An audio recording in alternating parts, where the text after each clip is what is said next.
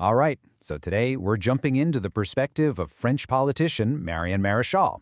We're going to break down her arguments on Islamism, secularism, and what it means to be French, all based on a recent interview. Let's get right into it. So, right at the heart of her argument is this really potent claim. She says, laïcité is a tool that is particularly zealous when it comes to achieving cultural de-Christianization, and at the same time, a tool that is particularly impotent in the face of Islamization. This idea of a double standard is absolutely crucial to understanding everything else she talks about. So, to really get a grip on her thinking, we're going to break it down into 6 key parts she brings up. We'll start with this two-sided conflict, then dive into sports as a battleground, an alleged ideological training ground, her demographic argument, a tactic she calls it judicial war of attrition, and we'll finish up with her take on the Christian and political response.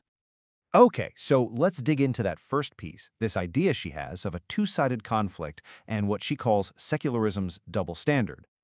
So how does she back this up?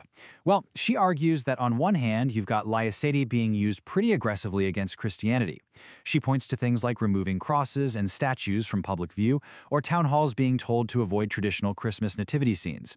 But then on the other hand, she claims it's totally toothless when it comes to Islamicism, citing things like the struggle to enforce secular rules in schools and a broader failure to push back against Islamist influence.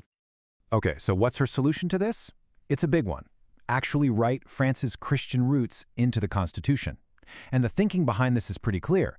It would basically give Christian cultural heritage a kind of special legal status, a protection that other religions wouldn't have in the public square. All right, let's pivot to the second part of her argument, because this is where things start to build. She talks about the battleground of sports, framing athletics as a major front for the spread of Islamism. And she's really clear on this. She claims this is not a marginal phenomenon. In her view, we're not talking about a few isolated incidents here and there. She's arguing it's a much more widespread, systemic issue.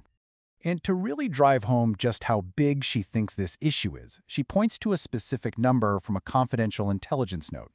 It apparently flagged 1,057 individuals connected to the sports world who are on the Fichier S terror watch list. This is the figure she uses to frame it as a serious national security issue. And it doesn't stop there. That same intelligence note is cited with even more figures to kind of paint a picture of the scale here. It claims there are 65,000 people in community-affiliated sports associations, 11,000 athletes and clubs being monitored for separatism, and 122 clubs themselves under surveillance. The point is to show a deep communitarian influence. You know, this idea of organized influence is a perfect bridge to the next piece of her argument, what she calls an ideological training ground. And she has one specific school, the IESH, right in her crosshairs. And her focus here is laser sharp. The IESH, that's the European Institute of Human Sciences, is flat out identified by Maréchal as the European School for the Muslim Brotherhood. She alleges it's basically the main training center for their imams from all over Europe. So she doesn't just make this accusation and leave it there. She lays out what she calls her proofs to justify wanting it shut down. It's a pretty methodical list. First, she says diplomas were handed out by Yusuf al-Qaradawi, who she notes was a preacher who called for the death of Jews and homosexuals. Second, she claims its teachers include a Salafist imam who's on the Fichier S terror watch list. Third, that its former students include a terrorist involved in the Notre Dame bomb plot. Fourth, that a former dean was actually the president of the Muslim Brotherhood in France. And finally, she alleges it was financed by foreign powers, specifically Qatar and Saudi Arabia. All right, so let's pull the camera back a bit, because from these specific points, the argument then zooms out to what she presents as the root cause of it all: demographics and immigration. And this quote, this one really captures the core of her demographic argument. The number makes the law. If Islam were to become the majority in our country, it is totally illusory to imagine that this religion would not become hegemonic. So it's a direct line she's drawing between population changes and future political and cultural power.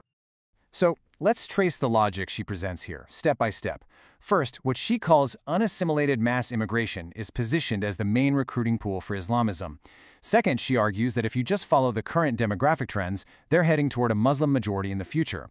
Third, she says that majority would of course lead to hegemonic influence. And fourth, that this shift would fundamentally threaten core French values like laïcité and gender equality.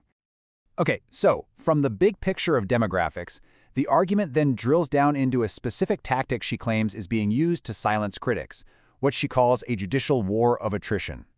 She actually has a name for this, jihad judiciaire, or judicial jihad, and what she means by that is the organized, well-funded use of defamation lawsuits, the alleged goal to intimidate and just wear down anyone who speaks out. So, what's the end game here, according to her? Well, it's about creating this chilling effect, this self-censorship, to make politicians, journalists, and activists think twice before they speak. And she makes it personal, noting that she herself is being sued by the ISCH, which she holds up as a prime example of this very strategy. Now, for the final part of our breakdown, the tone actually shifts quite a bit. Mare frames this last section as a note of hope, a kind of counter-movement in the face of all this conflict. And this hopeful response, as she sees it, is playing out on two different fronts at the same time. On one side, there's what she calls a spiritual reawakening, a striking comeback for Christianity, especially with young people converting to Catholicism. She thinks it's a search for identity. And then there's the political side. Here, she claims a victory, arguing that her national camp has successfully shifted the entire debate to the point where even the center-right Republican Party is now using their diagnosis and their solutions. As she wraps up this whole line of thought with a pretty powerful metaphor, in all moments of history where there is darkness, there is hope. It is the torch in the darkness. It's her way of framing this response as a resilient and growing counter-movement. So as we wrap up this breakdown of Marion Marshall's perspective, it all really boils down to this huge, lingering question that goes way beyond France. When you have cultural identity and religious practice clashing in the public square, who gets to decide the rules?